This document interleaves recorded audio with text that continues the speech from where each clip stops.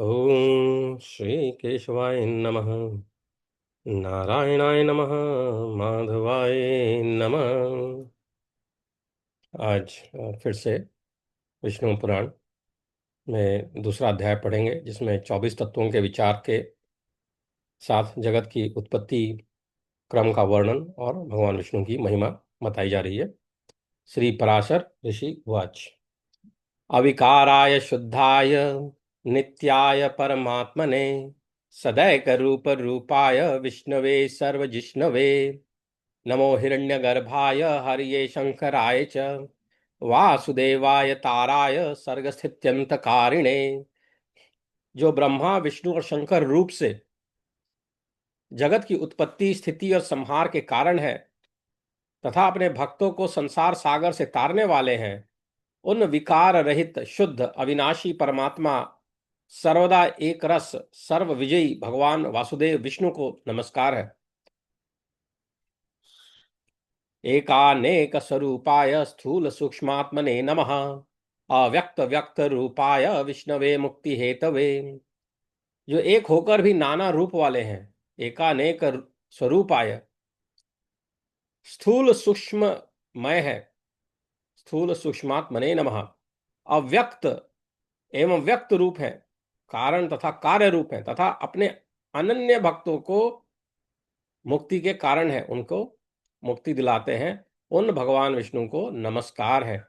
एकानेक स्वरूपाय स्थूल सूक्ष्मात्मने नमः अव्यक्त व्यक्त रूपाय विष्णवे मुक्ति हेतवे। मुक्ति के वो कारण है भगवान विष्णु। जो विश्व रूप प्रभु विश्व की उत्पत्ति स्थिति और संहार के मूल कारण है, उन परमात्मा विष्णु भगवान को नमस्कार है। सर्ग स्थिति विनाशानाम जगतो यो जगन्मय मूलभूतो नमस्तस्मै विष्णवे परमात्मने। जो विश्व के अधिष्ठान है, जो विश्व के अधिष्ठान है, अति सूक्ष्म से भी सूक्ष्म है, सर्व प्राणियों में स्थित पुरुषोत्तम और अविनाशी है, जो परमार्थतः वास्तव में अति निर्मल ज्ञान स्वरूप है, किंतु अज्ञानवश नाना पदार्थ रूप से प्रतीत होते हैं, तथा जो काल स्वरूप से जगत की उत्पत्ति और स्थिति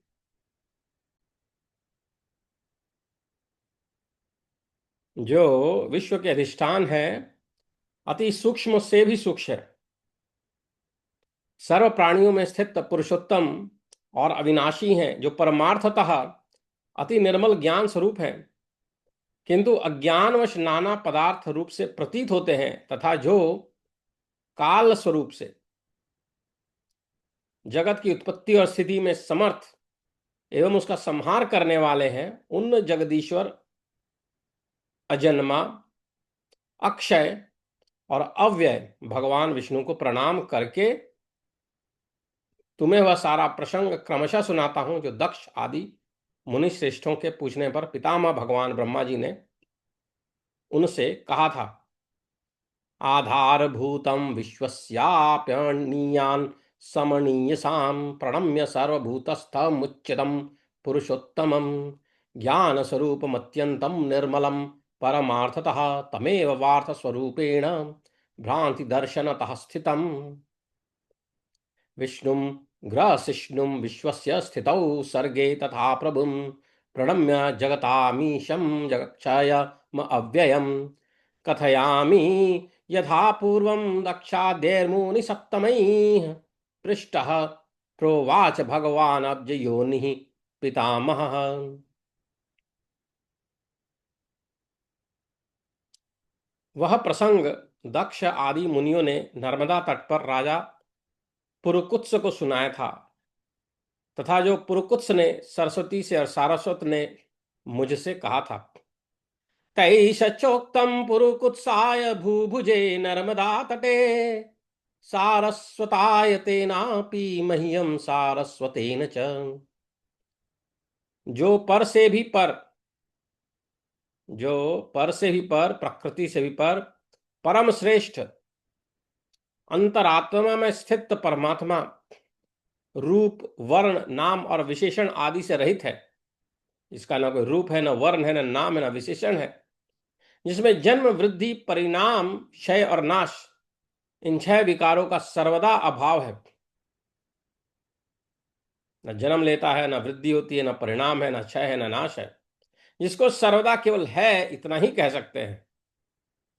जिसको सर्वदा केवल है इतना ही कह सकते हैं, तथा जिनके लिए यह प्रसिद्ध है कि वे सर्वत्र हैं और उनमें समस्त विश्व बसा हुआ है, इसलिए ही विद्वान जिसको वासुदेव कहते हैं, वही नित्य अजन्मा, अक्षय, अव्यय, एकरस और हेय गुणों के अभाव के कारण निर्मल पर ब्रह्म है।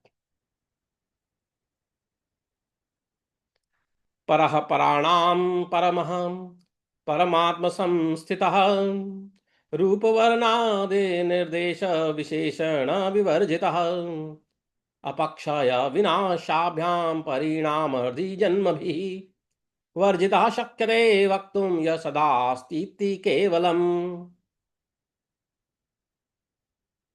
सर्वत्रासौ समस्तं च वसत्यत्रेति वै यतः, ततः स वासुदेवेति विद्विद्भिः परिपठ्यते। तद ब्रह्म परमं नित्यं जमक्षयमव्ययम् एकस्वरूपं तु सदा हेया भावाच निर्मलम्।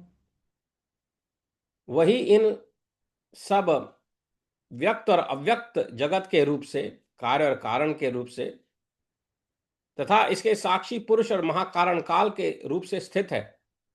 तदेव सर्वमेवैतदव्यकाक्त सर्वमेव तदेव सर्वमेवैतदव्याक्त व्यक्त स्वरूपवत् तथा पुरुष रूपेण काल रूपेण च स्थितम्। हे द्विज, पर ब्रह्म का प्रथम रूप पुरुष है। पर ब्रह्म का प्रथम रूप पुरुष है। अव्यक्त प्रकृति और व्यक्त महदादि उसके अन्य रूप हैं, तथा सबको शोभित करने वाला होने से, सबको शोभित करने वाला होने से काल उसका परम रूप है। पर ब्रह्म के प्रथम रूप पुरुष हैं, अव्यक्त रूप प्रकृति, व्यक्त महदादि उसके अन्य रूप हैं, तथा सबको शोभित करने वाला होने से काल उसका परम रूप है। काल जो है भगवान का परम रूप है। परस्य ब्रह्मणो रूपम पुरुष प्रथमं द्विजा व्यक्ता व्यक्ते तथैवान्ये रूपे कालस्तथा परम। इस प्रकार जो प्रधान, पुरुष, व्यक्त और काल इन चारों से परे है, तथा जिसे पंडित जन ही देख पाते हैं, वही भगवान विष्णु का परम पद है। इस प्रकार जो प्रधान, पुरुष, व्यक्त और काल इन चारों से परे है, तथा जिसे पंडित जन ही देख पाते हैं, वही भगवान विष्णु का परम पद है। प्रधान पुरुष व्यक्त कालानां परमं हि यत् पश्यन्ति सूर्यः शुद्धं तद्विष्णु परमं पदम। प्रधान पुरुष, व्यक्त और काल, ये भगवान विष्णु के रूप पृथक पृथक संसार की उत्पत्ति, पालन और संहार के प्रकाश तथा उत्पादन में कारण है। प्रधान पुरुष, व्यक्त और काल, ये भगवान विष्णु के रूप अलग अलग संसार की उत्पत्ति, पालन और संहार के प्रकाश तथा उत्पादन में कारण है। प्रधान पुरुष व्यक्त कालास्तु प्रभिवागश प्रधान पुरुष व्यक्त कालास्तु प्रविभागशः रूपाणि स्थिति सर्गांत व्यक्ति स द भाव हेतवः। भगवान विष्णु जो व्यक्त, अव्यक्त, पुरुष और काल रूप से स्थित होते हैं, इसे उनकी बालवत क्रीड़ा ही समझो। व्यक्तम विष्णुस्तथा व्यक्तम पुरुषः काल एव च क्रीडतो बालकस्येव चेष्टां तस्य निशामय। उनमें से अव्यक्त कारण को जो सद स्वरूप उनमें से अव्यक्त कारण को जो सद सद्रूप, कारण शक्ति विशिष्ट और नित्य सदा एकरस है, श्रेष्ठ मुनिजन प्रधान तथा सूक्ष्म प्रकृति कहते हैं। अव्यक्तम कारणम यत् प्रधानम रसि सप्तमैः प्रोच्यते प्रकृति सूक्ष्मा नित्यम सदसदात्मकम। वह क्षय रहित है, उसका कोई अन्य आधार भी नहीं है, तथा अप्रमेय अजर निश्चल शब्द स्पर्शादि शून्य और रूपादि रहित है। वह क्षय रहित है, उसका कोई अन्य आधार भी नहीं है, तथा अप्रमेय अजर निश्चल शब्द स्पर्श आदि शून्य और रूपादि रहित है। अक्षय्यम नान्यदाधारम ममेयमजरम ध्रुवम शब्द स्पर्श विहीनम तद्रूपादिभिरसंहितम। वह त्रिगुणमय और जगत का कारण है तथा स्वयं अनादि एवं उत्पत्ति और लय से रहित है। यह संपूर्ण प्रपंच प्रलय काल से लेकर सृष्टि के आदि तक उसी से व्याप्त था। त्रिगुणम तज्ज गद्योनेर नादि प्रभवाप्ययम तेनाग्रे सर्वमेवासीद व्याप्तम वै प्रलयादनु वेदवाद विदो विद्वन्यता ब्रह्मवादिनः पठन्ति चैतमेवार्थं प्रधान प्रतिपादकम्। हे विद्वन, श्रुति के मर्म को जानने वाले श्रुति परायण ब्रह्मवेत्ता महात्मगण इसी अर्थ को लक्ष्य करके प्रधान के प्रतिपादक इस निम्नलिखित श्लोक को कहा करते हैं। वेदवाद विदो विद्वन्यता ब्रह्मवादिनः पठन्ति चैतमेवार्थं प्रधान प्रतिपादकम। क्या कहते हैं? नाहो न रात्रिर्न नभो न भूमिर्नासो तमो ज्योतिरभुच्च नान्यत्।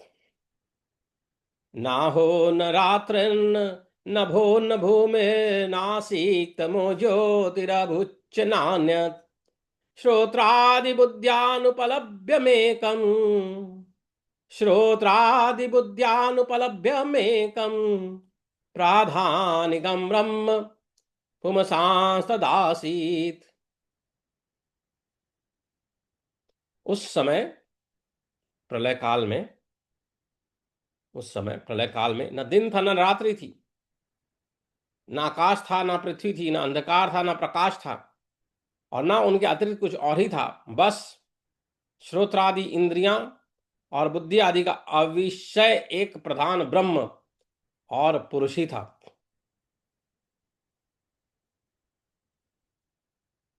हे विप्र, विष्णु के परम उपाधि रहित स्वरूप से प्रधान और पुरुष ये दो रूप हुए। उसी विष्णु के जिस अन्य रूप के द्वारा वे दोनों संयुक्त और वियुक्त होते हैं, सृष्टि और प्रलय काल में संयुक्त और वियुक्त होते हैं, उस रूपांतर का ही नाम काल है। विष्णु के परम स्वरूप से प्रधान और पुरुष ये दो रूप हुए। भगवान विष्णु के उपाधि रहित परम स्वरूप से प्रधान और पुरुष ये दो रूप हुए। उसी विष्णु के जिस अन्य रूप के द्वारा वे दोनों सृष्टि और प्रलय काल में संयुक्त और वियुक्त होते हैं, प्रधान और पुरुष संयुक्त होते हैं और फिर वियुक्त होते हैं, उस रूपांतर का ही नाम काल है। विष्णु स्वरूपात् परतो हि ते द्वे रूपे प्रधानम पुरुषश्च विप्रम तस्यैव तेन्येन घृते वियुक्ते रूपांतरम तद्विज काल संज्ञम। इसको काल नाम की संज्ञा दी गई है। बीते हुए प्रलय काल में यह व्यक्त प्रपंच प्रकृति में लीन था, इसलिए प्रपंच के इस प्रलय को प्राकृत प्रलय कहते हैं। प्रकृतौ संस्थितं व्यक्तम् अतीत प्रलयेतु यत् तस्मात् प्राकृत संज्ञोम्यम् उच्यते प्रतिसंचरः। हे द्विज, काल रूप भगवान अनादि हैं।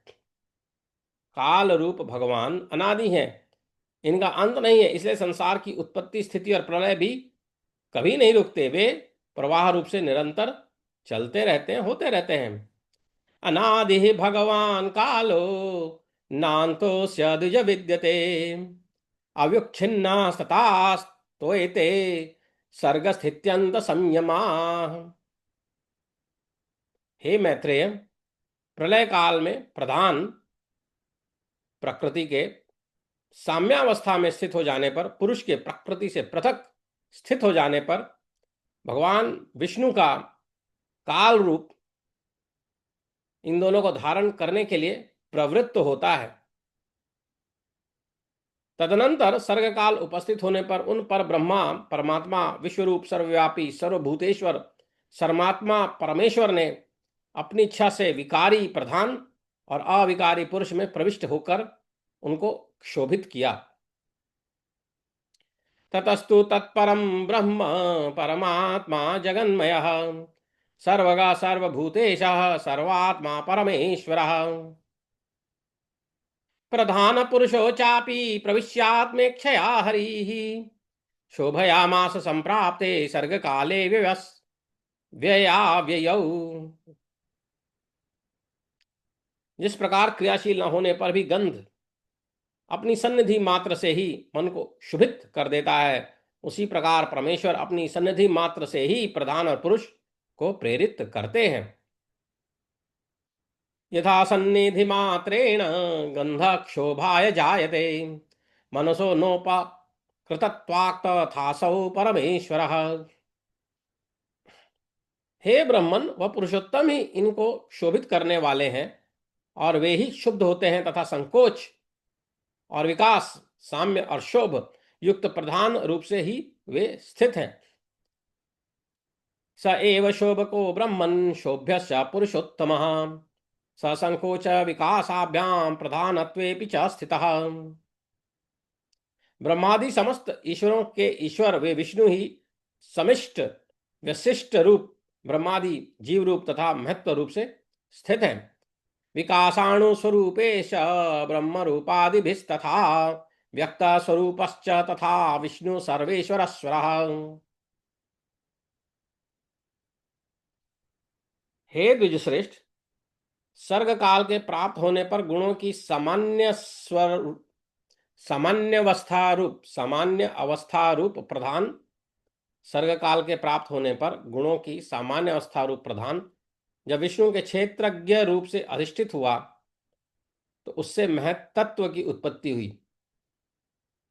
गुण साम्यात तस्तस्मा क्षेत्रज्ञाधिष्ठान्मुने गुण व्यंजन संभूति सर्ग काले द्विजोत्तम।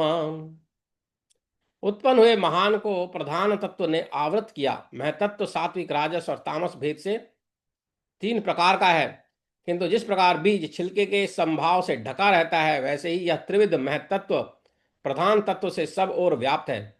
फिर त्रिविध महातत्व से ही वैकारिक तेजस और तामस भूत आदि 3 प्रकार का अहंकार उत्पन्न हुआ। हे महामुने, वह त्रिगुणात्मक होने से भूत और इंद्रिय आदि का कारण है और प्रधान से जैसे महतत्व व्याप्त है वैसे ही महतत्व से वह अहंकार व्याप्त है। प्रधान तत्वमद्भूतम महांतम तत्समावृणोत् सात्विको राजश्चैव तामसश्च त्रिधा महान् प्रधान तत्वेन समं त्वचा बीजमिवावृतम् वैकारिकस्तेजसमश्च भूतादिश्चैव तामसः।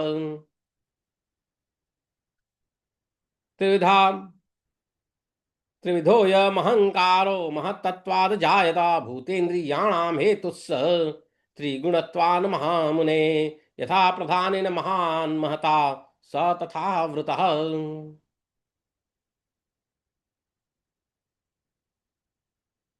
भूतादि नामक तामस अहंकार ने विकृत होकर शब्द तन्मात्रा उससे शब्द गुण वाले आकाश की रचना की।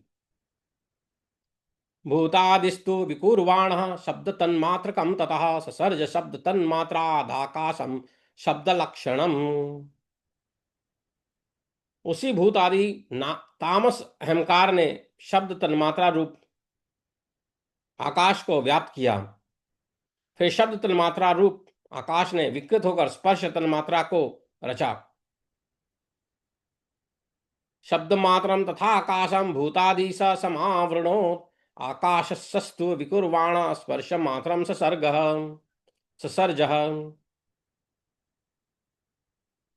उस स्पर्श तन्मात्रा से बलवान वायु हुआ, उसका गुण स्पर्श माना गया है। शब्द तन्मात्रा रूप आकाश ने स्पर्श तन्मात्रा वाले वायु को आवृत किया।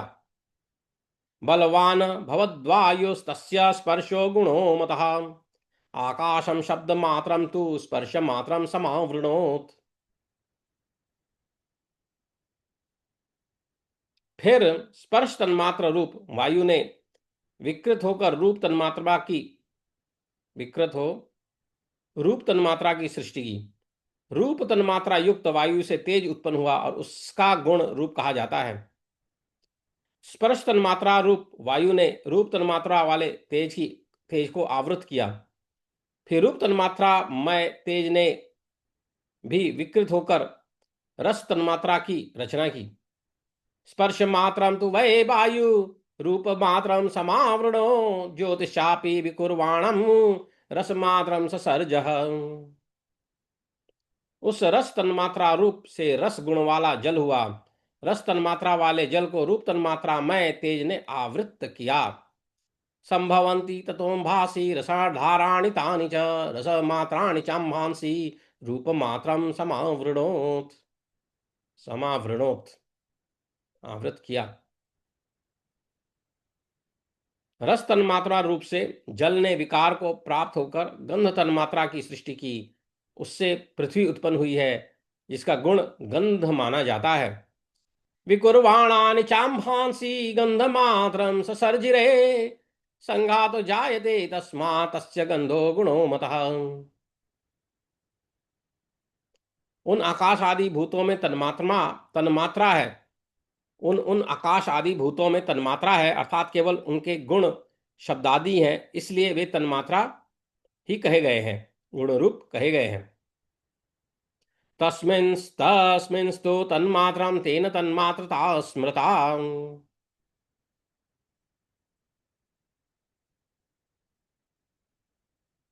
वे अविशेष तन्मात्राएं, तो तन्मात्राओं में विशेष भाव नहीं है, इसलिए उनको अविशेष संज्ञा दी गई है।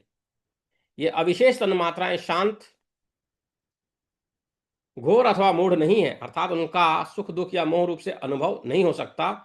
इस प्रकार तामस अहंकार से यह भूत तन्मात्रा रूप सर्ग हुआ है। तन्मात्राण्य विशेषाणि अविशेषास्ततो हिते न शांतान्नापि घोरास्ते न मूढ़ाश्च विशेषिणः भूतन्मात्रा सर्गो यम अहंकाराक्तु तामसा। 10 इंद्रियां तेजस अर्थात राजस अहंकार से और उनके अधिष्ठाता दैवता वैकारिक अर्थात सात्विक अहंकार से उत्पन्न हुए कहे जाते हैं। इस प्रकार इंद्रियों के अधिष्ठाता 10 देवता और 11वां मन वैकारिक है। तेजसानीन्द्रियाण्याहुर्देवा वैकारिका दश एकादशम मनश्चात्र देवा वैकारिका स्मृता।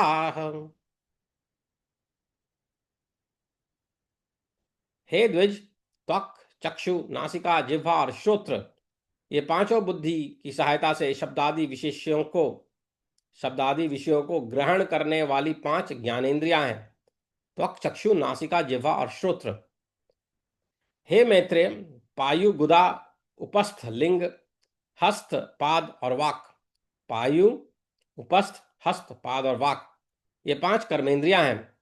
इनके कर्म त्याग शिल्प गति और वचन बतलाए जाते हैं। आकाश वायु तेज जल और पृथ्वी, ये पांचों भूत उत्तरोत्तर क्रमशः शब्द स्पर्श आदि 5 गुणों से युक्त है। ये पांचों भूत शांत घोर और मूढ़ है, अर्थात सुख दुख और मोह युक्त है, अतः ये विशेष कहलाते हैं।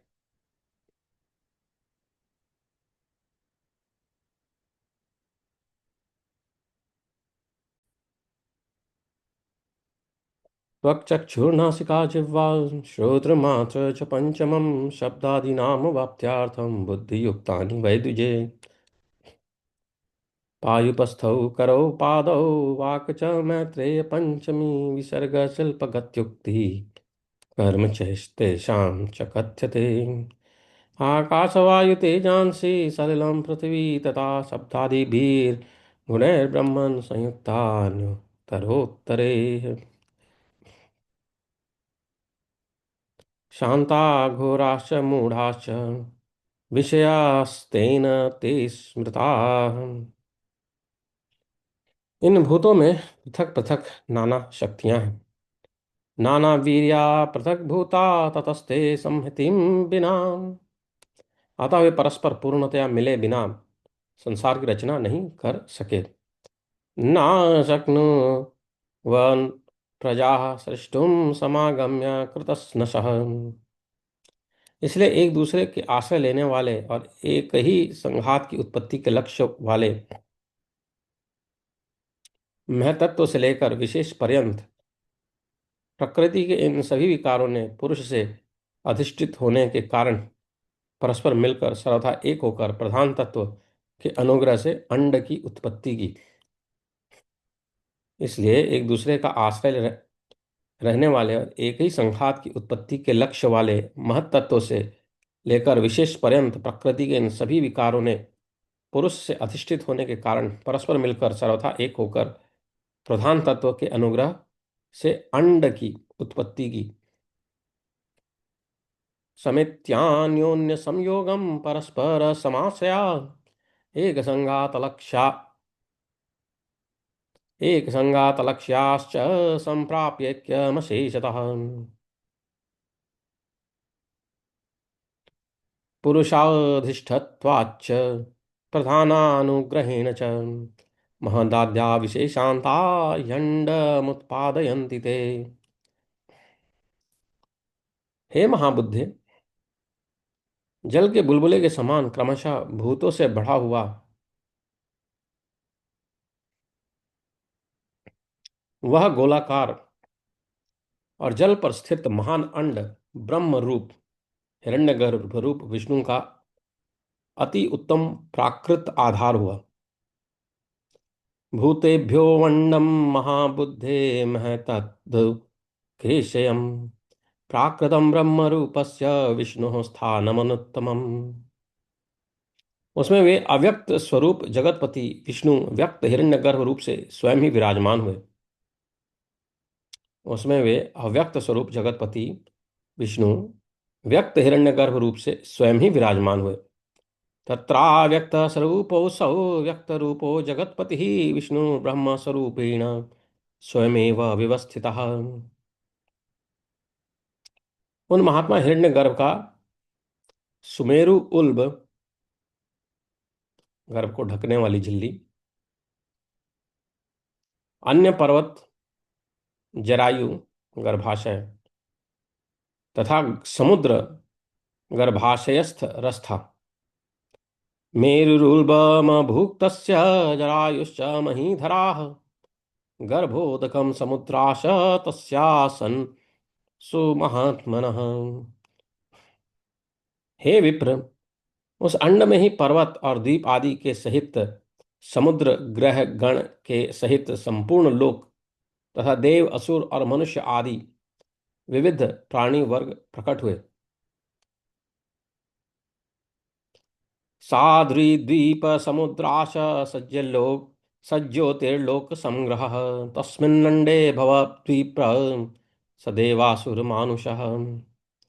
वह अंड पूर्व पूर्व की अपेक्षा 10-10 गुण अधिक जल अग्नि वायु आकाश और भूत आदि अर्थात तामस अहंकार से आवृत है तथा भूत आदि महतत्व से घिरा हुआ है।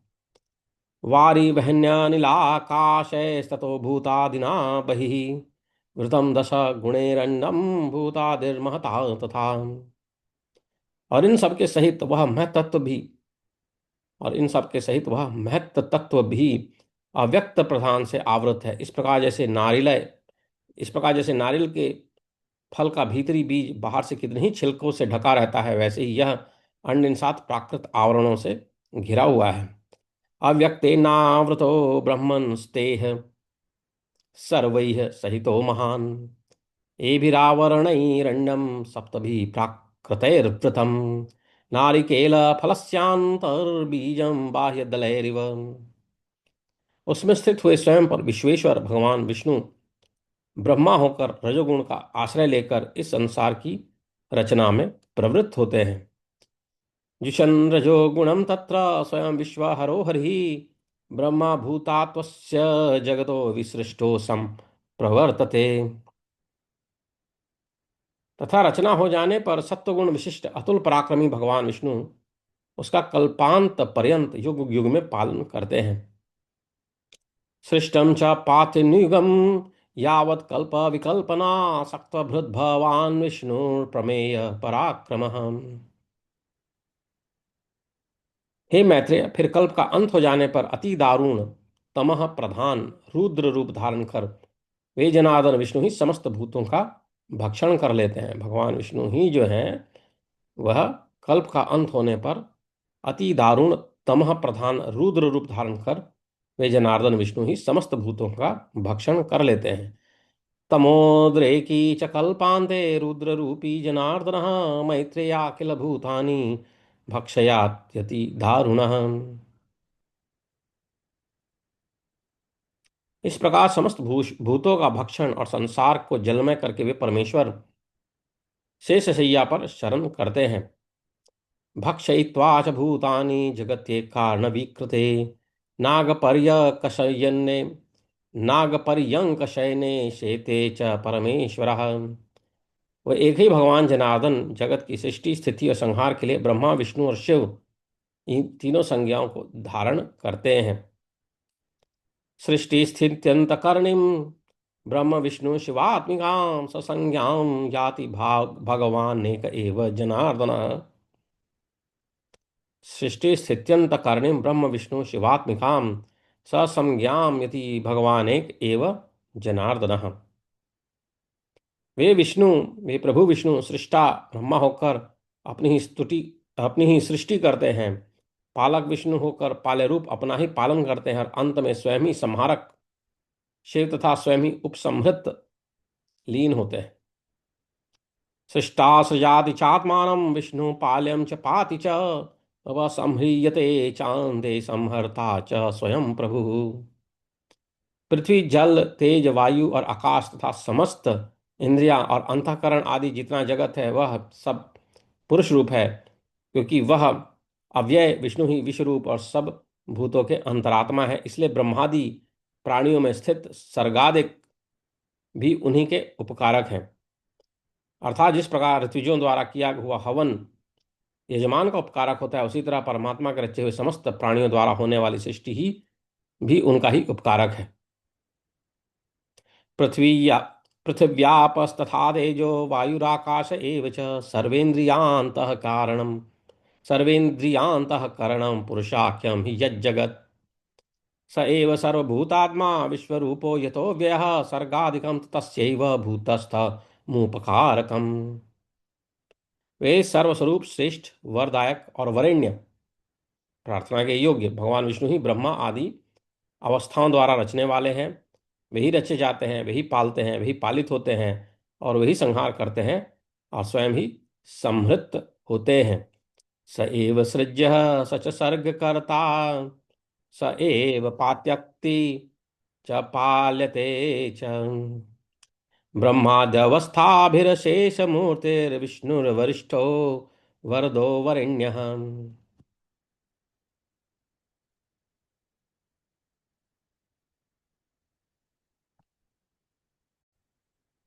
So we just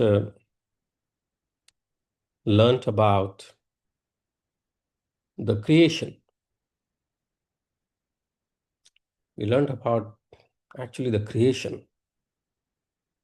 कि दुनिया किस प्रकार बनी. The adjectives used for Bhagavan, the one who created us, are also very meaningful. The adjectives for him include Vikar Rahit, the one without any Vikar, Shuddha, pure, Avinashi, the one that never ends, Paramatma, Sarvada Ekras, Sarva Vijay.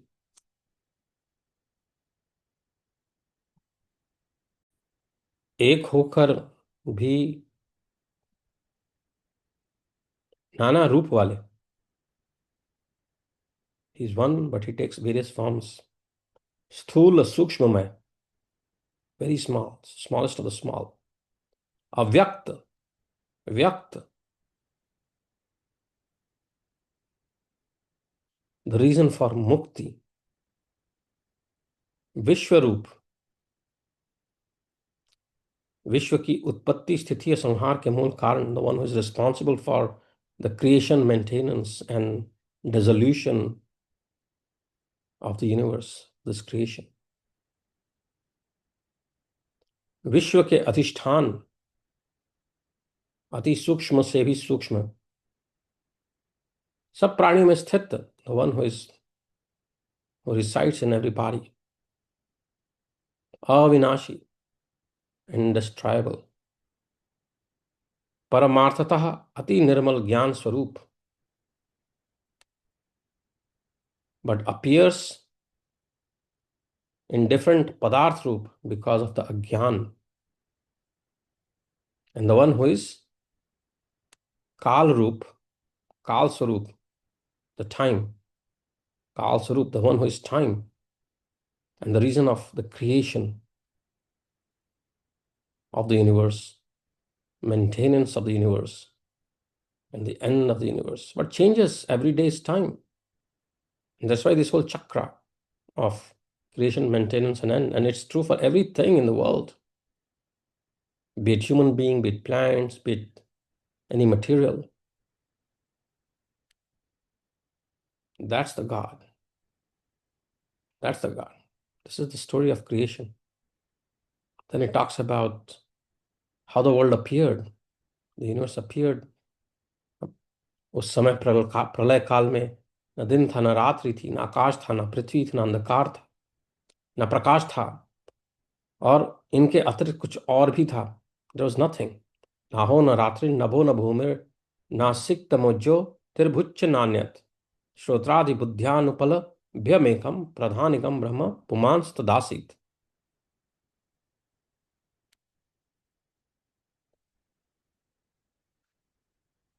Then Vishnu के परम उपाधि रहित स्वरूप से प्रधान और पुरुष, ये दो रूप प्रकट हुए.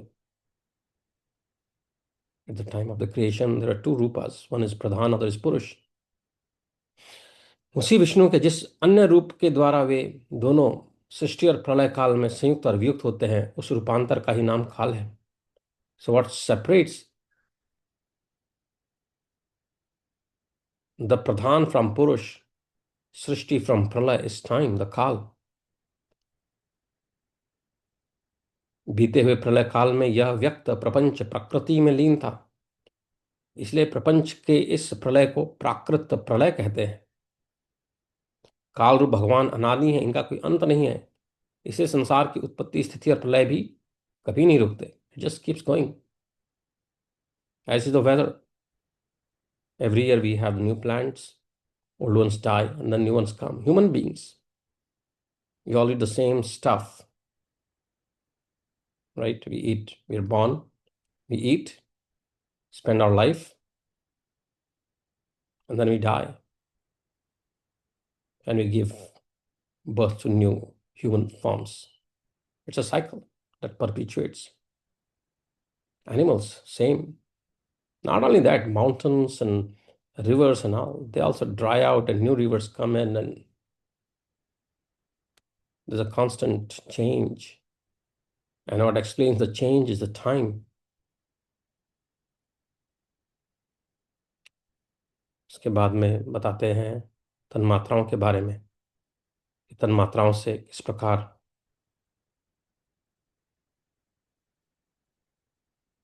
आकाश, वायु वगैरह को पहचाना जाता है. टॉक्स अबाउट द इंद्रियाज, त्वक, चक्षु, नासिका, जिह्वा और श्रोत्र, बुद्धि की सहायता से शब्द आदि विषयों को ग्रहण करने वाली.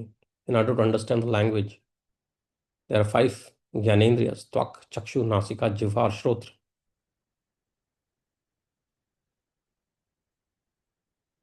पायु, उपस्थ, हस्त, पाद और वाक, ये 5 कर्मेंद्रियां हैं, कर्म करने में सहायक है. और जितने भी भूत आदि हैं, इनमें पृथक पृथक अलग अलग शक्तियां हैं.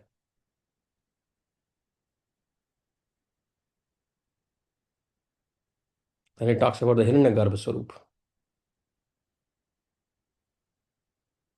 एक दूसरे के आश्रय रहने और एक ही संघात की उत्पत्ति के लक्ष्य वाले महत्त्व से लेकर विषय पर्यंत प्रकृति के इन सभी विकारों ने पुरुष से अधिष्ठित होकर